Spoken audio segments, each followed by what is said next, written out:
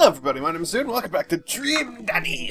It's been a while, and I am slightly under-caffeinated, so let's go. Who has the coffee? Not Hugo. Definitely Matt, but we already dated Matt, so maybe, I don't know. Maybe Damien has some coffee? Let's go see Damien. Damien's might be alright. How do you do? I have finally decided to join this information superhighway. I'm not entirely sure how this works, but I will try my best to understand. I love long strolls through graveyards and spending time with my son. If you would ever like to chat about the latest in Victorian fashion, the inevitability of our own demise, or black cats, please send me a letter. I would love to discuss black cats. Black cats are adorable and underappreciated. Listen to True Crime Podcast while I taxidermy my newest specimens. This sounds like something Susie from Game Grumps would love.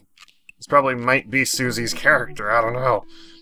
One thing take on a deserted island, what would it be? A coffin? When you turn on pronouncing bosom. Bosom correctly. I hope I pronounced that correctly then. You want to be when you grew up a bat? Or an art house horror movie? Really? Your ideal date. It's night. We are at an industrial dark wave club in Berlin. The music drums the beat of our hearts. You never leave home without an upside-down cross. Spend a lot of time thinking about mortality salience. I hope I pronounced that correctly. You know what? No. Let's go back with Craig. Maybe Craig would be fine. Maybe Craig would be alright with another date. I don't know. We're gonna go see Craig Evans. And I got a message. It's nothing important. Okay. You ever read Rich Dad, Poor Dad? No, I have not.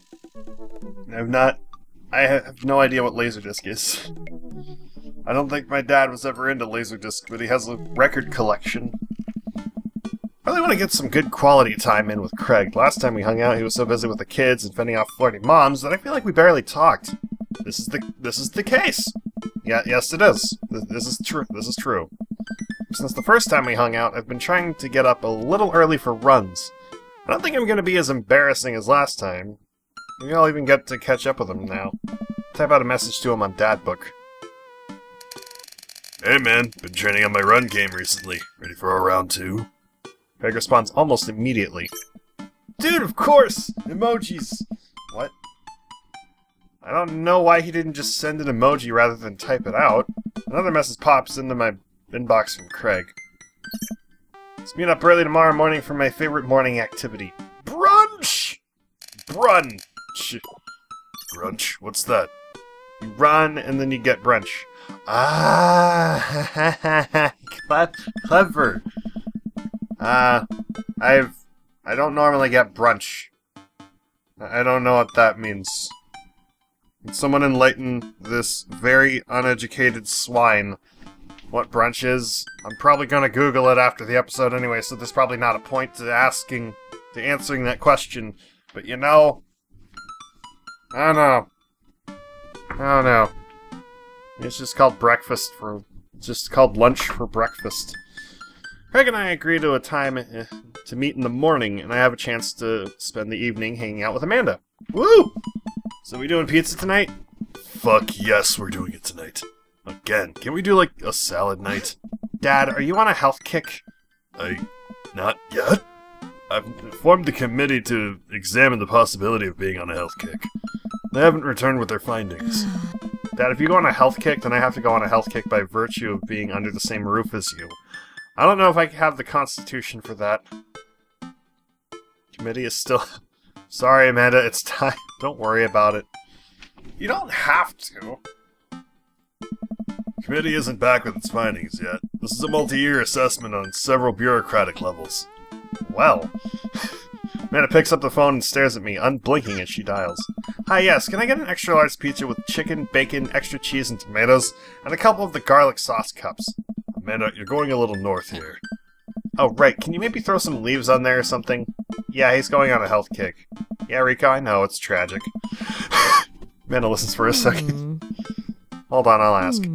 Dad, is oregano a salad? Sure, why not? Yeah, Rico, sprinkle some of that on there. Yep, cash is fine. Say hi to the wife and kids for me. Amanda hangs up. Rico says hey. Food gets delivered and we plop down on the couch to eat some za. Za? Za? Just be careful. Running is a gateway drug. It's a slippery slope, Dad. First you go on a couple light jogs, and before you know it, you're converting the garage into a home gym and renewing your subscription to some sort of weekly kombucha delivery service?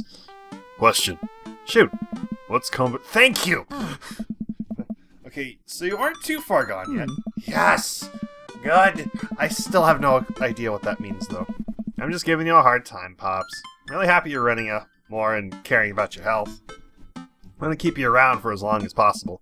Thanks, kiddo. Speaking of which, I'm running with Craig tomorrow. You gonna be able to keep up with him? Hey, probably not. You laugh and eat more pizza than is probably healthy in the name of carbo loading. I call it a night early, so I'm ready for tomorrow. I don't have problems sleeping in this game, do I? That's good.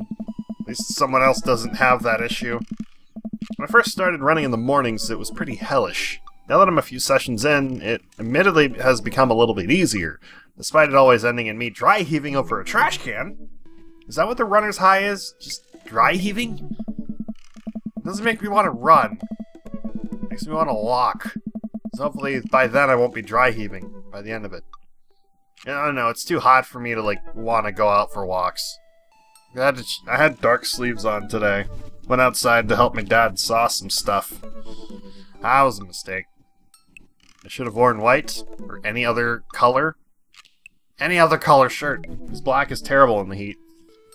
Great in the winter, I'm sure, but... And again, long sleeves are terrible in the heat, I'm sure. Mess up my tennis shoes, throw on a t-shirt from a writer's summit I went to 20 years ago, and head out the door at a moderate jog. Greg is already outside with River strapped to his chest. Whoa! Radical, dude! Never let me say that. Never let me say radical again. Unless I'm talking about, some kind of, just never let me say radical again, you know? Just never. Ever. Not even referring to something political. He's dressed head to toe in color-coordinated running gear. Wow, I look like a total schlub next to this guy. What's a schlub? Hey, bro. Morning, Craig. Are we gonna be running with us? Best as you can. We're taking it to the limit, aren't we, kiddo? Go! Oh, I know what that means. Greg hands her a stuffed toy, which makes her smile ear to ear. That's Arnold the capybara. Sometimes it's the only thing that'll get her to— oh, shit! The calm down? I shouldn't have fat-fingered that, but my mouse is really sensitive, so... Oh, I've been there. Man had a stuffed panda that she carried around everywhere. She would have a tantrum if we even tried to wash it. It was gross. So you've been running lately? Been running for 30 minutes. I'm basically an elite athlete by this point. We'll try and keep up. So where are we headed? I was thinking we could do a couple laps around the park. Okay, that sounds reasonable. Then we'll do some hill climbs up a slope. Okay, I could probably handle that.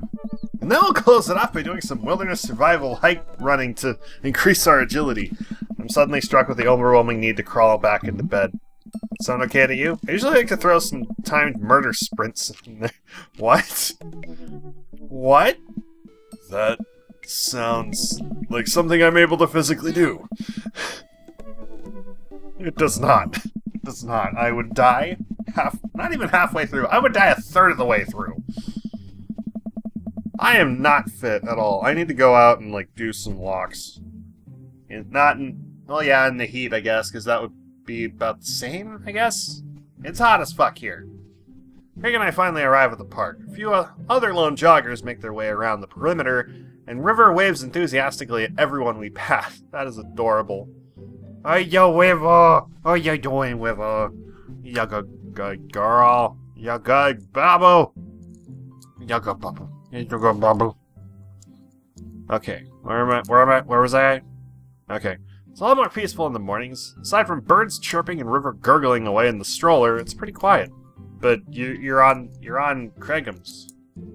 You're not on a stroller, you're in Craigham's. Literally. You're strapped to Craig. What stroller? Hey, good warm-up. That was the warm-up? Hey. Let's start the show. But wait. Craig reaches into his bag and tosses me a water bottle. I fumble it, but thankfully don't drop it. gotta hydrate, bro. Take a long drink from the water bottle and feel reinvigorated. Man, I don't drink enough water. Hey. Look down and pick up Arnold, River's toy, and hand it back to her. Must have dropped this. Thanks for looking out, bro. Bro. You ready? Bro? My body is collapsing in on itself. Sure, why not? We'll push it. We finally finish our however many teeth lap around the park. I'm breathing heavily, but I can't believe I actually didn't lose Craig. He's even breathing heavily too, which makes me feel a little better. I look down at my shirt and notice that I'm drenched in sweat. Almost looks like a frowny face. That's one. What? Nice. I'm just kidding. Good hustle out there. I'm really impressed. You're way better than the last time I launched you off a treadmill. Yeah, man, you really pushed me to my limit just now. Can't believe I held on. Sometimes you just need someone there to push you to do your absolute best. I'm glad I could be that guy, bro. Who's ready for hill climbs? Bah! There's my little cheerleader. Jark, you ready? Oh! You bet. Oh, we're begrudging on this one, aren't we? Craig takes me to a separate portion of the park where there's a steep hill that seems to go up forever. I strain my eyes to see some other joggers at the top. So what do we do now? Run up the thing. That looks like a lot. Jark, there's two things you need to know about this hill. One, don't stop running till you get to the top. And two, Craig points to the top of the hill. That's not the top. Oh! Let's do this. I could totally do this. I'm already dying thinking of how tall that hill is. Finally reached the top of the hill after making my way past what I originally thought was the top of the hill. Once there, I hunch over onto my knees and gasp for air. My lungs are like daggers poking my ribs. I can feel my heart in my ears. River, I'm having a moment. Please. Oh boy. Craig looks like he's taking a beating as well. Ha! So he is human. Jark, put your arms on your head and stretch out your elbows. It'll help you breathe better. Wait, like... this? Like this? Maybe I'm doing it wrong, I don't know. Hands on your head and stretch out your elbows, so... I don't know how I don't know. It feels a little better, but I'm still an egg. And here. Craig tosses me the water bottle again. I hydrate like my life depends on it. Thanks, dude. Phenomenal work. You feel that lightness in your head? That's the runner's high. Oh, that's it. I thought I was just, dying. Wanna take it slow for a bit? I would like that very much. As we're catching our breath, River starts crying. What's wrong, Sweet Pea? You wanna play with Arnold? Craig looks around us. Hey. Oh boy, man down. I think we lost Arnold. River keeps wailing.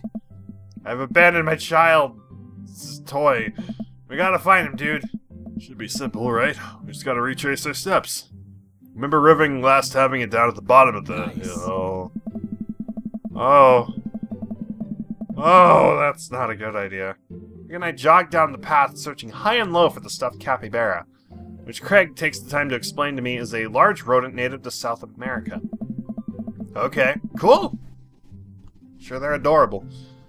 We get to the place where River might have dropped it, but it's still nowhere to be found.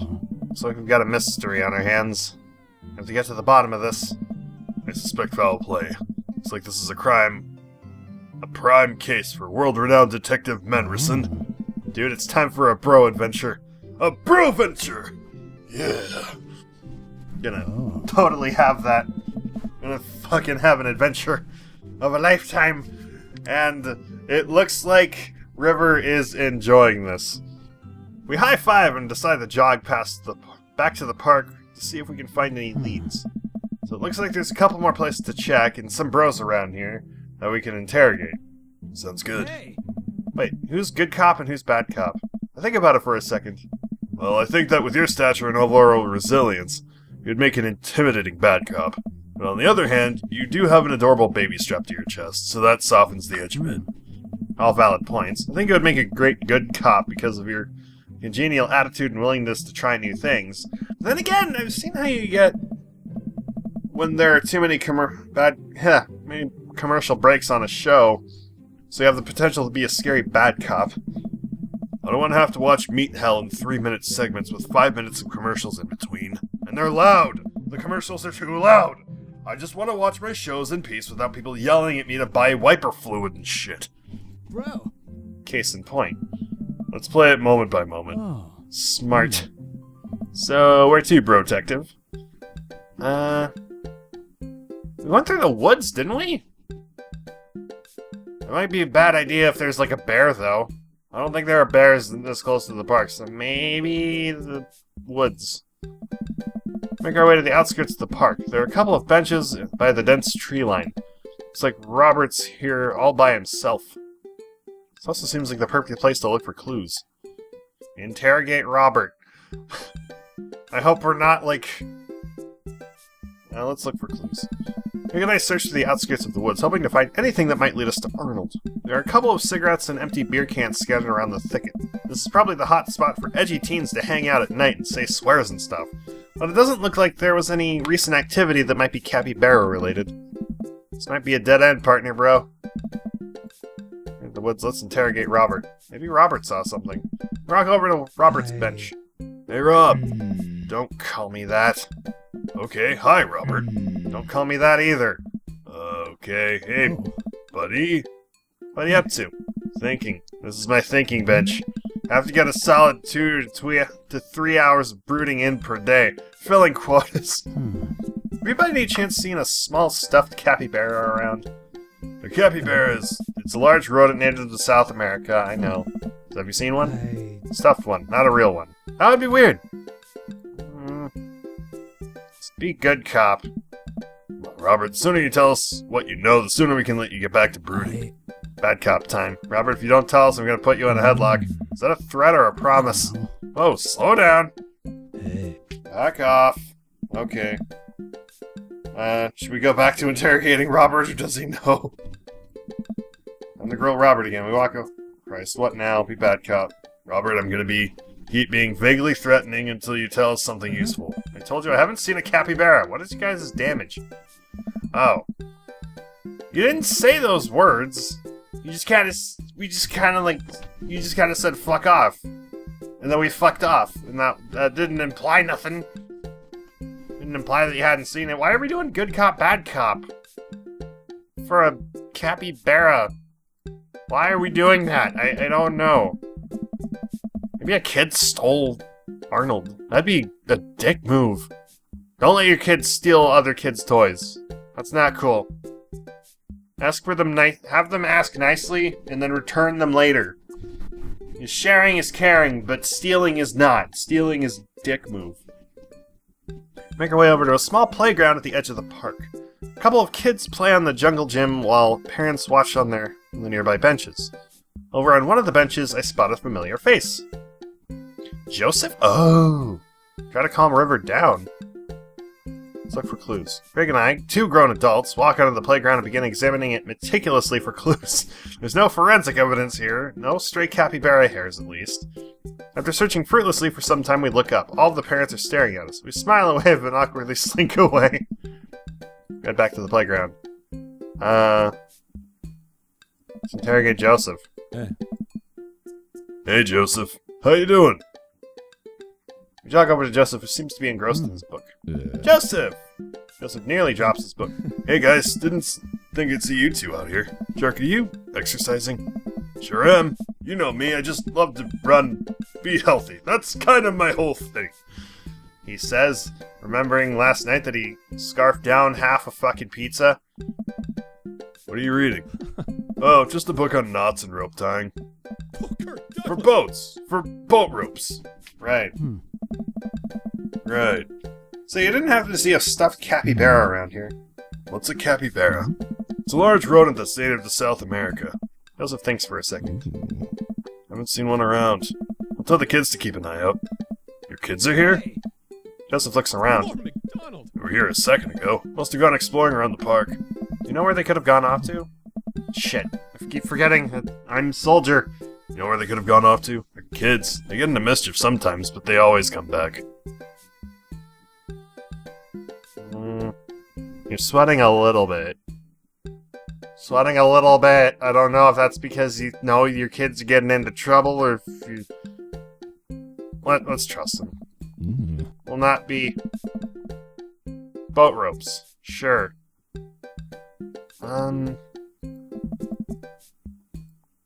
You've dad-deuced where you should go next. Oh god. Let's go to the fields, see if maybe we could find him there. Wander out to a grassy field at the center of the park. There isn't a whole lot to see, but there are a few figures camped out on a blanket. And the grass could hold any number of secrets. That and Carmencita. Oh? Let's look for clues first. I carefully comb through the fields of grass and flowers. I can't seem to find much besides a couple of ladybugs and a nickel. While I'm looking, Craig calls out to me from across the field. Jark! What? Did you find it? I jog over. Craig is kneeling in the grass inspecting something. I approach my heart in my throat. As I lean over Craig, I see it. This is Arnold's leg. Oh shit! I put my hand over River's eyes. No one should have to be subjected to this senseless violence.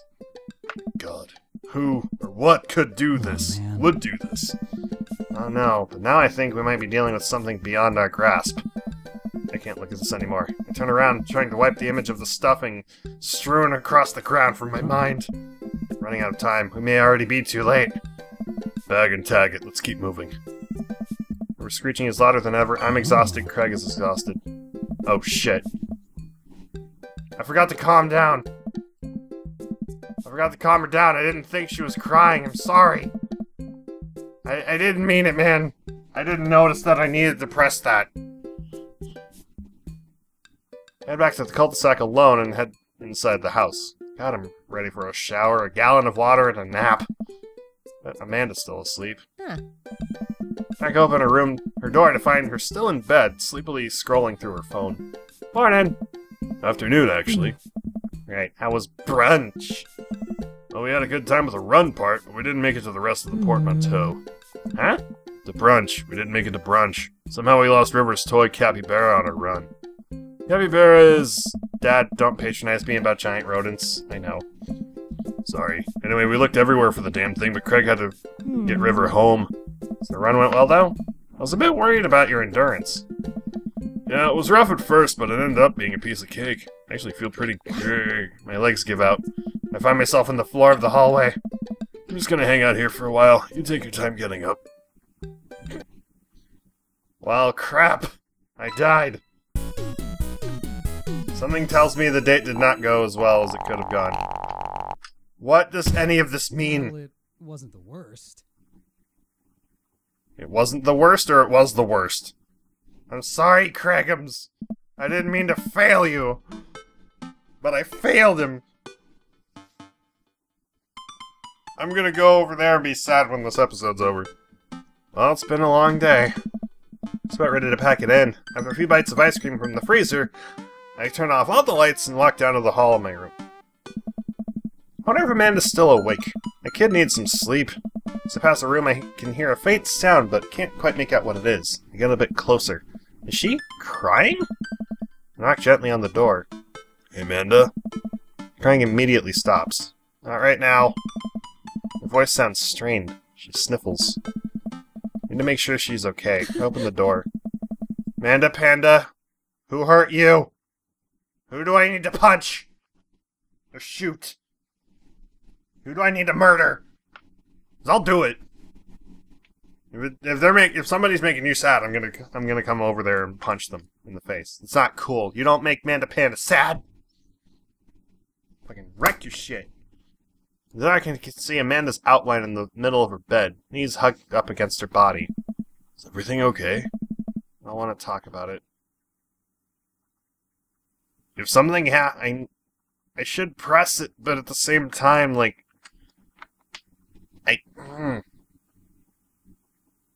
It's like, I'm here to talk about it if you want at a later time, but you do have to tell me. Did something happen? No, nothing happened. Go away. I feel like fine. Alright, I'll leave you be. Back out of the room and close the door gently behind me. She immediately starts crying again. Wow, I have no idea what has her so upset. She seems totally normal. I feel awful just leaving her to cry, but I also get the feeling that if I tried to do anything else, it would have made her more upset. I can't stop mentally cycling through all sorts of awful things she could be dealing with right now. More than anything, I just want her to be happy and safe. I have a hard time falling asleep, but when I finally do, I'm still thinking about Amanda. After a long night of very little sleep, I roll out of bed and make myself a pot of coffee. Amanda should be up for school soon. Maybe she'll be willing to talk about whatever's bothering her. About 10 minutes before she's supposed to leave, Amanda comes out of her room and makes a beeline for the freezer. Morning, Amanda.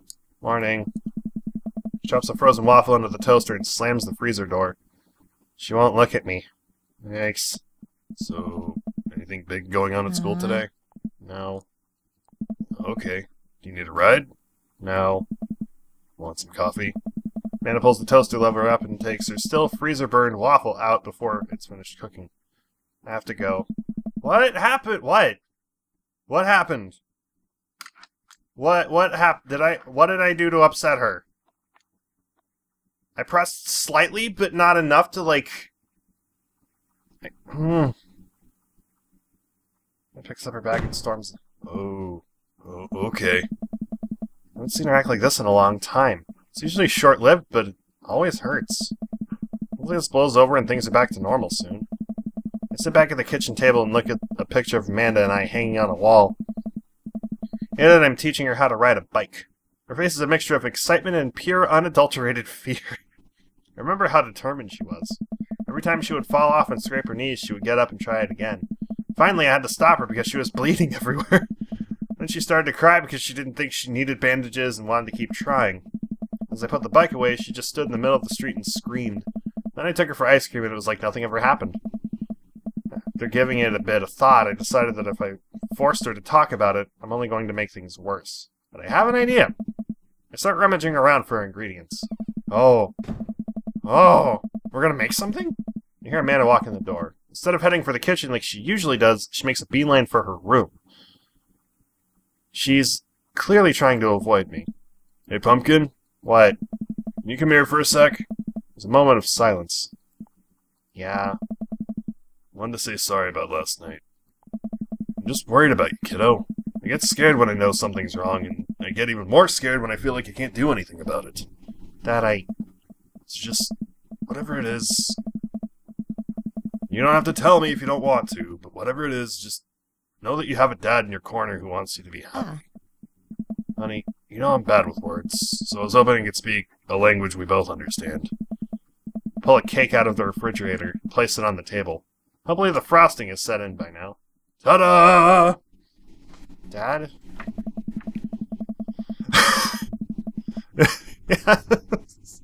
This is the cake? This is the cake that I've seen everywhere? Wow. It looks delicious. Took me a really long time because I ran out of red frosting somewhere around sad and had to start over. And this is beautiful. It's strawberry. Nana gives me a big ol' hug. I grab some plates and forks and serve us up some delicious cake. So, it's really stupid. What is? This whole thing. I've been really weird lately, and there's just... I don't even know how to explain it. I feel like I might have to make you a chart. I'm listening. You want me to take notes? I guess you should start from the top. So you know how Emma R. is going to that fancy art school in California, right? Emma R. One who puked in Dead Gotham Beyond. The other one? One who puked... Ah, that was me! What? I thought you were Emma P. Dad, are you doing okay? I'm legitimately worried. I've been doing a lot of gluing and varnishing in unventilated spaces. Carry on. Anyway, I've been getting high on cake fumes. The cake is weed. Don't tell the cops. Anyway, ever since she got the acceptance letter, I've been feeling like she's drifting away, you know? She's been spending a lot more time with Grace and Emma P. I just thought it was all in my head for a while, but then I found out Rosie M. and both of the Emmas, Grace, and Noah all went to a party at Mackenzie F's on the same night, and they told me they were busy studying for the Calc AB final. Yikes. Oh. I barely followed that, but it sounds like they, have a crush on Noah. And, okay. So a lot's happening. Your friends seem to, like, be the jerkwads that are, like, going and hanging out behind your back because they don't want to include you in something. And then you have a crush on somebody, and it's like, okay. That's a thing. What? Whoa. I had no idea. I definitely didn't know that. Okay. You're a bad liar. So are you.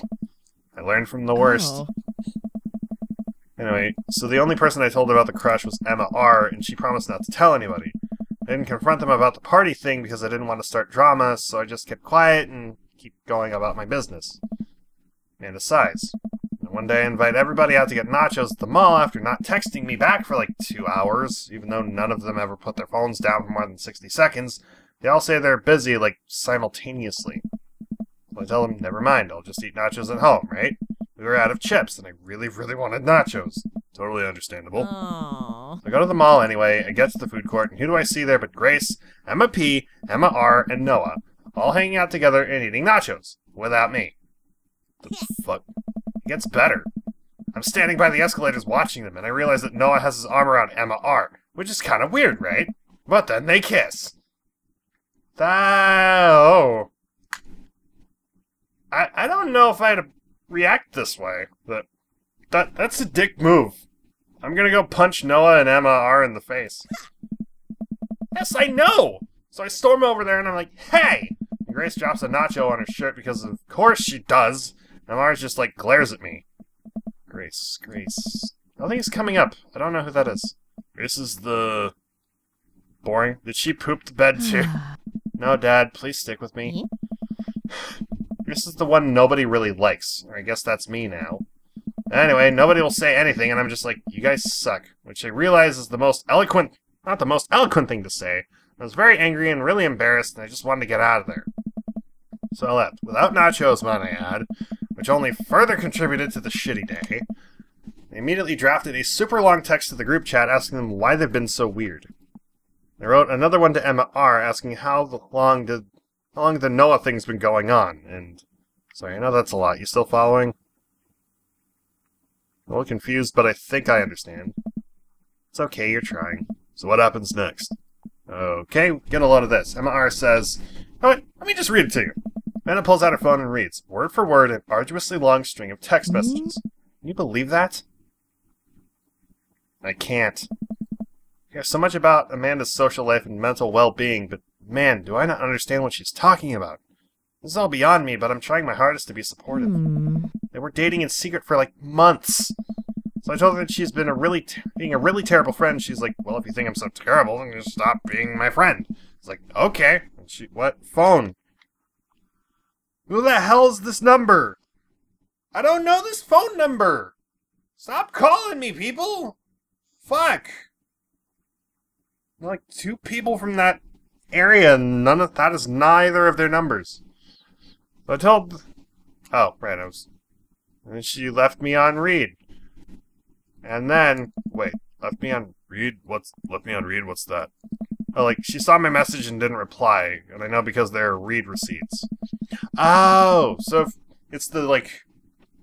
thing that lets you know on, like, text messages and Skype and all that that says, this message has been read. Like that, yeah. I know what read receipts are, but I'm gonna nod and pretend I understand. Gotcha. So while this is all happening, I'm talking to Emma P about how mad I am, because she's at least kind of reasonable. I'm venting to her about how pissed I am at everybody and stuff. And out of nowhere, Noah texts me and is like, how could you say that about me? I'm like, say what about you? And he tells that Emma P sent screenshots of everything I told her to the group chat and I got kicked out of. Right, I think you lost me at screenshots, but that definitely sounds bad. So much more, but honestly, it's just all really stupid teenager stuff. The bottom line is that everyone dropped me. Half of my grades hate me. Half of my grade hates me, and now I have no friends. Amanda, I'm so sorry. I almost expected it from everybody else, but Emma R's been there since Dad died. I can't believe she would just stab me in the back like that. Not even that mad that she's dating Noah, I'm just upset that she lied to me about it for so long. Amanda stabs at the remnants of her cake. Okay, I take it back. I'm kind of mad she's dating Noah. Like, what did I do wrong? Why did everyone just suddenly decide I'm not cool anymore? Why wasn't I enough? I don't understand. And as mad as I am at everybody, like, I miss them, Dad. And it looks so dejected, I almost can't take it. What could I possibly say to help? No. I'm going to punch them all in the face. And Noah in the dick. Anyway, that's it. That's the whole sordid tale. Thanks for listening. Tune in next week for more hot gossip. Whoa. I know, it's pretty dumb.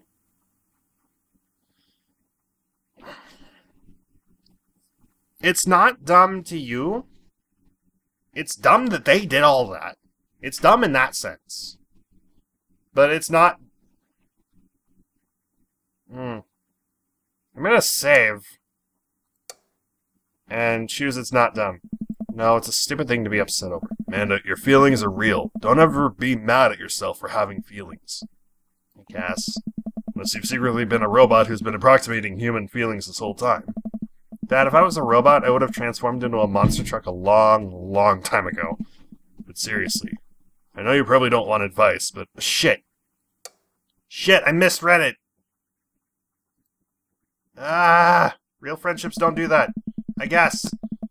when you get older, you start realizing the sort of people you want to associate yourself with. Do you really want to surround yourself with people who would do something like that to their friend? It takes a lot of work to find and maintain meaningful relationships. It took me a long time to figure that out myself, and I wish I'd learned it sooner. If the other person isn't putting the effort in to show you how much they care, it's not worth it. You're not beholden to being their friend. Ultimately, it's like... I think this says way more about their character than it does about yours. Because you are amazing. If they can't see that, well, that's their problem and they can go fuck themselves. Huh. Keep that in mind. I look down at the table. Did we just eat that whole cake? Yes, we did just eat that whole cake. Well, good talk. Best talk ever. Full-on cake mode. Anna gets up to her room. Before she closes her door, she turns around. Hey, Pops? Yes? Thanks. You are always welcome. Love you, I Minda. love you too, Dad. Ah, they patched it up. Yay! Welcome. You've got dads. Definitely time to save now. Glad I managed to fix that after fat fingering the fucking text that I wanted to read. Okay. Gonna end the episode here. This has been a long one, so thank you guys so much for watching. I hope you enjoyed. Leave a like if you did. Subscribe for more. Let me know things in the comments below. And thank you to Shro and Leviel for supporting me on Patreon this month. And I will see you guys in the next video. Bye-bye!